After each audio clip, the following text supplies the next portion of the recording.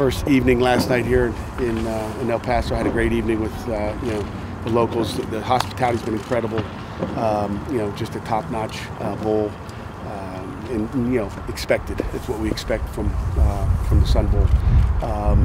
We've all made it down, obviously safely yesterday. We had 2 guys that didn't make it down. Bryce Gardner didn't make it down for discipline reasons, and Paris Ford for some personal reasons, family reasons. So they won't make it down, I don't think. We'll see how that goes. Unfortunately, those are 2 guys that we don't have here. Otherwise, we got everybody else in that locker room. Had a pretty good practice today. We'll watch the tape here and see what it looked like. It's part of the fun bowl process is we, as coaches, we get back to work and watch what we did today. But got a lot of work still to do. Got 2 more days of practice and a lot of mental preparation before a big Stanford game. Questions? So, Pat, there is a chance that Paris could be here? There's always a chance. There's always a chance. I just, it's better for him right now just to be with family right now. So, but he's welcome down. Yes. Those 2 are still with the program. I was going to ask. No question, no doubt, no question about that. Is there a contingency plan in place in case of inclement weather and you can get your practice in? We've talked about it. Why you hearing bad weather coming? I heard a little snow, but it would be nothing like Pittsburgh. The kind of weather to be, maybe I put sweatpants on. That's about it. Well, we'll be ready to go. We could go to a gym, I think, in a local area if we wanted to, but I really don't want to do that. We'd rather be right out here, in the weather. You guys obviously have fans here in El Paso as a pretty nice dual-threaded running back. I mean, how did those 2 guys kind of play off with each other? And what maybe their strengths and differences? How are they different? What was the beginning part of that? The 2 running backs you have, how are they kind of different? How do they play off with each other? Yeah, I mean, Quadri and Darren Hall, 2 big backs. They're very similar backs. They are physical guys that run hard. And you'll see that, on the 31st. They're both smart guys, can protect. They do it all. They're 2 backs that have a chance to play at the next level. Sean talked a little bit about maybe adding some wrinkles on offense earlier today. Can you change a little bit at all because you do have time to? Yeah, I mean, you got a little bit more time in bowls to put maybe some more stuff in that maybe you haven't shown or haven't had in.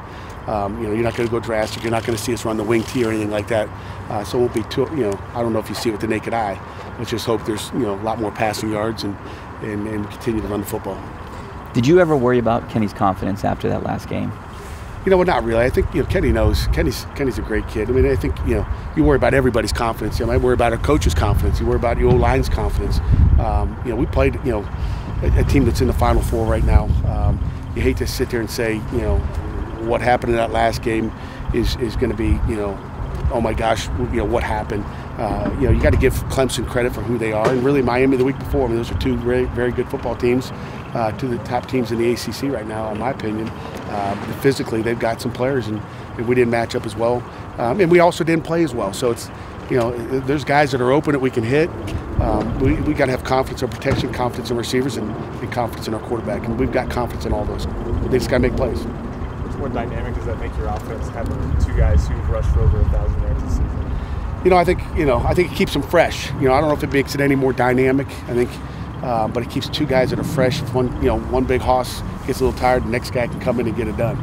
We got, there's 2 guys that you can go with. You're not just playing with one tailback that's a big bruising back. You're playing with 2 of them that can wear on the defense.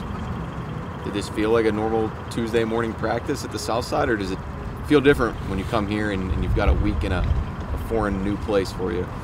Yeah, I think it felt like a Tuesday. I don't even know what day it is, man. That's why I say the 31st. I mean, my days are all mixed up with the holidays, and I think it's a Thursday, but I had to look a couple times on my watch to make sure. But it felt like a Tuesday practice because the format was a Tuesday, and our kids took it that way. So, with this long layoff, do you feel like you got to get guys up again for a game like this, or anything like that? A little bit. I felt like I had to get the jumper cables out here and jumpstart them a little bit today, and.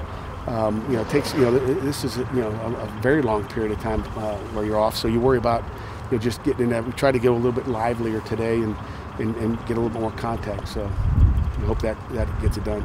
So one of the biggest things is keep a routine or try to get back to that routine, even though you're out here for a week. Yeah, we'd like to be in the routine. I think all players and coaches like to be in the routine. They know what tomorrow's practice is going to be. They know the down and distances we're going to work. They know the periods we'll have, and they get used to it. But I think that's important to get them in that routine. And regardless of what day of the week it is, what day of the week it is, it comes down to that, the routine. How do you stop a guy like JJ Arcega-Whiteside? Oof. He's tough. He's a guy that runs great routes. I think he'll swipe you by him. He loves stutter and goes. I mean, he's a great player. You got to make plays on him. I think one of the things you have to do is be able to get up in his face and press him, which is what we do. A lot of people have tried that, maybe not had as much success. People played off, people have pressed. I think one of the things we do is press. And I think sometimes people that don't press try to press, maybe don't do it quite as well. But quarterback Costello, he throws some great back shoulder fades on the outside lanes and the inside lanes, and he throws them everywhere. So that's what they'll try to hit on us, and we've practiced a lot on those back shoulder fades. Anything else? Coach, thank you. Thanks, guys. Thanks, Appreciate Coach. it.